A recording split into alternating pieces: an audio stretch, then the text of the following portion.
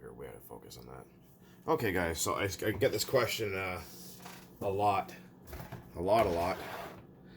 about, people have heard me mention it before, with old ABN or aluminum, brass, nickel plated.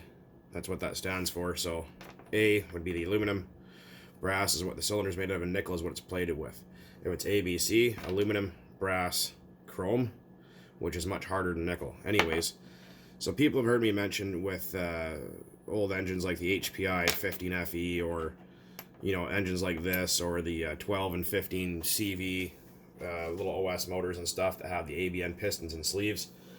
People want to burn like modern day fuel in it, and the problem with that is the more synthetic you have in there, the less castor oil. It actually has less film strength for these old engines, and that castor oil actually does protect that nickel.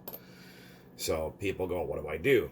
Do I run airplane fuel? Is there something I can add? Can I add extra two-stroke oil? Well, the answer to that is pretty simple. You can use that, or you can use that.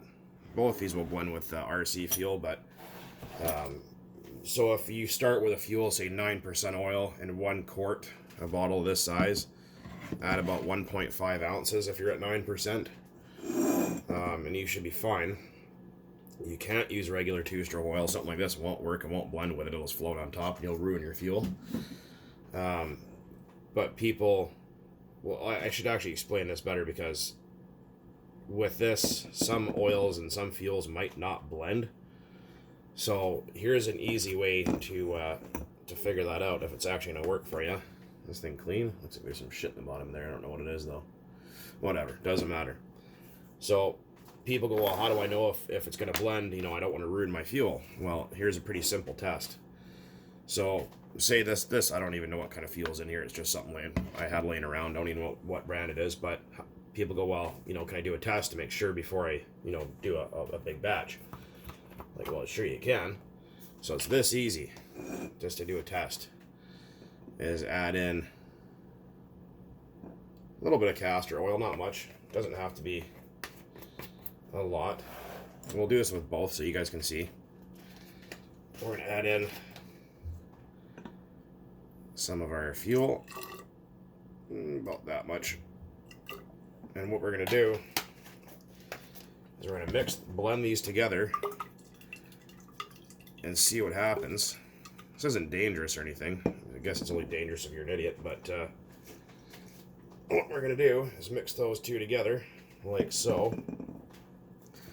And then usually what you want to do after you've done this is look at it and make sure they're thoroughly blended, and let it sit like that with something stopping the top of it so air can't get in there, and let it sit overnight. Reason being is if those oils are dissimilar and they won't blend, you'll see one sit on top of the other. You'll see one oil floating up here, one sunk to the bottom. Or it'll go cloudy and stay like this, and it'll make like a lava lamp effect.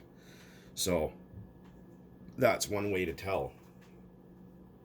And a lot of people go, well, like I said, if it separates or it goes cloudy and looks like, a lava lamp, then don't add any more to your fuel here. But like I said, I keep getting the same question over and over and over about it. So I thought, okay, let's just make a video explaining this here. And again, this is for old ABN engines or old airplane motors. You don't need to do it in stuff that's modern, like these ABC type engines. They don't really require that much oil.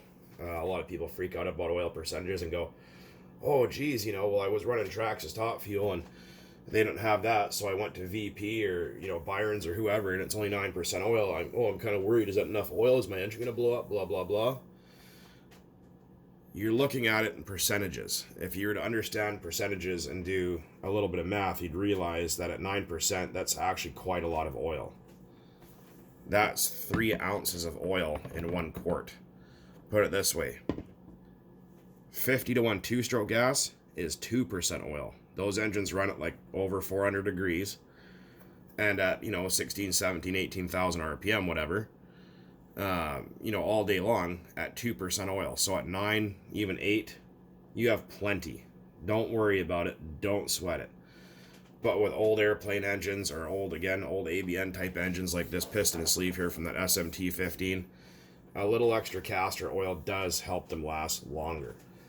because what eventually will happen, and castor oil has one of the highest film strengths of any oil that there is the piston will eventually start to wear through that nickel plating, which is very thin, and it'll actually start to show brass. You'll get blow by, the engine won't run very well, and it will just overall wear itself out faster.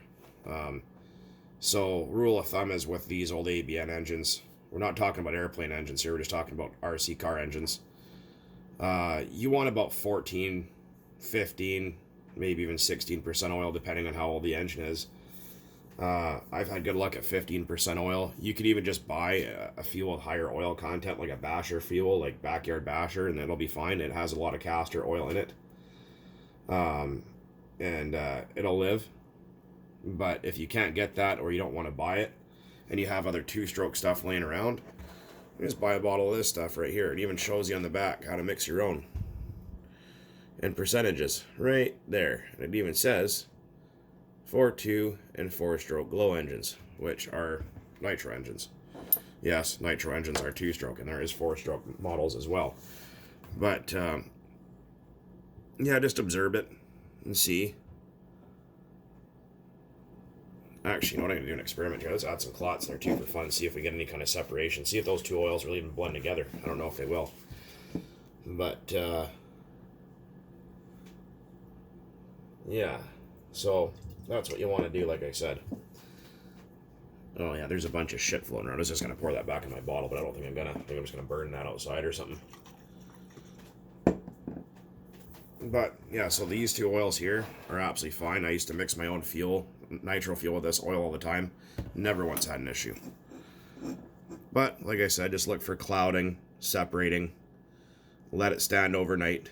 Airtight container, like a little mason jar or something like that. And if none of that shit occurs, then continue on. And again, that's 1.5 ounces of oil into 1 quart at 9%, which will bump you up. I think about 14% oil roughly. You could put 2 in there, but it might be a little bit too much. Or just run a basher fuel with around 16% oil. Or between 14 and 16% oil with your old ABN engines like this. And they'll be fine. But like I said, if you're going to be running 8-9% in a 15 FE HPI or something like that, it won't last. It will not last long at all, trust me. I've seen people get usually about a quart of fuel out of them if you do that, before they're completely just worn right through to the brass. You know, those engines were designed originally as an airplane engine, and, you know, 20 odd years ago when the fuel was different, the technology was different. Yeah, so hopefully that helps some of you guys understand a little bit about what to do. If you are going to add a little bit of oil to your fuel, if you're going to do a gallon at 9%, go with 3 ounces. And that'll bump you up 3. What do you got here? 9, 10, 11, 12. Maybe go 4 ounces. And yeah, you'll be good. So just something to keep in mind, since I get the question quite frequently. And again, you can't use mineral-based 2-stroke oil or just regular synthetic oil. It won't work. It has to be either this guy or this guy. And if you want to buy methanol and nitromethane and all that other crap, if you can get it for cheap enough, you can just mix this and just make your own witch's brew at home. But anyways, guys, as always, thanks for watching. And keep on burning nitro out there. Later.